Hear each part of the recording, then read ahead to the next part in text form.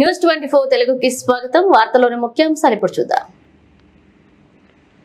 అర్హులైన SC ST గృహాలకు solar విద్యుత్ ఉచితంగా అందిస్తామని మంత్రి గొట్టిపాటి రవికుమార్ అసెంబ్లీలో స్పష్టం చేశారు. గురువారం అసెంబ్లీలో ఎమ్మెల్యే రామకృష్ణ అడిగిన ప్రశ్నలకు మంత్రి సమాధానమిచ్చారు. రాష్ట్రంలో సోలార్ విద్యుత్ ఉత్పత్తి సామర్థ్యం 5006.35 మెగావాట్లుగా ఉందని తెలియజేశారు. సోలార్ విద్యుత్ సామర్థ్యాన్ని పెంచే దిశగా ప్రభుత్వం ఏపీ ఇంటిగ్రేటెడ్ క్లీన్ ఎనర్జీ పాలసీని ప్రవేశపెట్టిందన్నారు.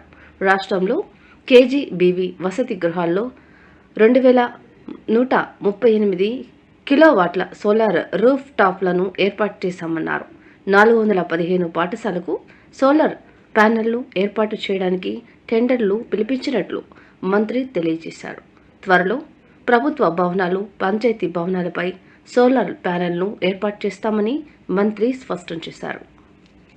వస్తే తప్పకుండా వాటిని అనుసంధానం చేసి తప్పకుండా చేస్తాం సార్. గవర్నమెంట్ బిల్డింగ్స్ మీద అయితే 130 మెగావాట్లు పెట్టడానికి సిద్ధంగా ఉన్నాం. ఇప్పుడు అదేవిధంగా పిఎం సూర్య గారు అనేది అగ్రికల్చర్కి సంబంధించింది సార్. దాదాపు టెండర్ల ప్రక్రియ కూడా అయిపోయింది.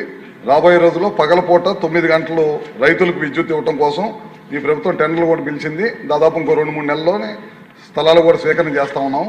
తొందరలోనే అది కూడా స్టార్ట్ చేస్తాం. అదేవిధంగా ముఖ్యంగా ఎస్సీ ఎస్టీలకి ఏ విధమైన ఆర్థిక ఇబ్బంది లేకుండా ప్రభుత్వమే డిస్కమ్లే ఆర్థికంగా మేమే తీసుకొని తద్వారా ఎస్సీ ఎస్టీలకు పగలపూట పూర్తిగా వాళ్ళకి 200 యూనిట్స్ తక్కువ ఉండే వాళ్ళందరికీ కూడా ప్రభుత్వమే సోలార్ రూఫ్ టాప్ వాళ్ళకి తీసుకొచ్చి ఏ విధమైన ఇబ్బంది లేకుండా చేయాలనేది ఈ ప్రభుత్వం లక్ష్యం. అదేవిధంగా ఎమ్మెల్యే రాధాకృష్ణ గారు అట్లానే కృష్ణప్రసాద్ గారు ప్రభుత్వానికి సంబంధించి కొన్ని ఇబ్బందులు ఉన్నాయి.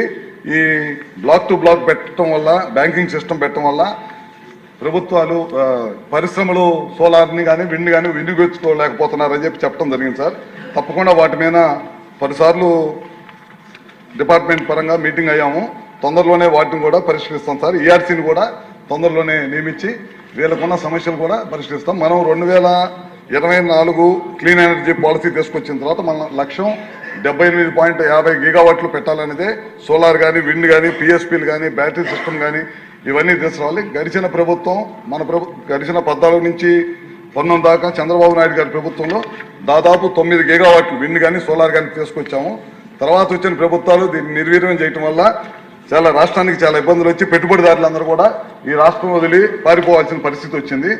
దాని ద్వారా చాలా పెద్ద ఎత్తున ఈ రాష్ట్ర విద్యుత్ వ్యవస్థ మీద భారం పడింది.